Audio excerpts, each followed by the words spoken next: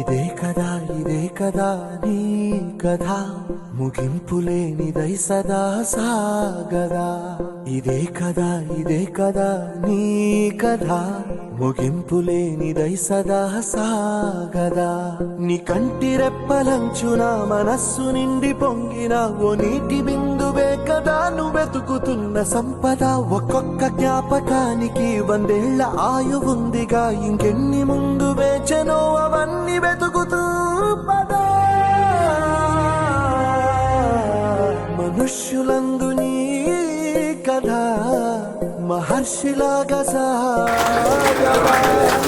మనుష్యులందు నీ కథ మహర్షిలాగా సాగదా.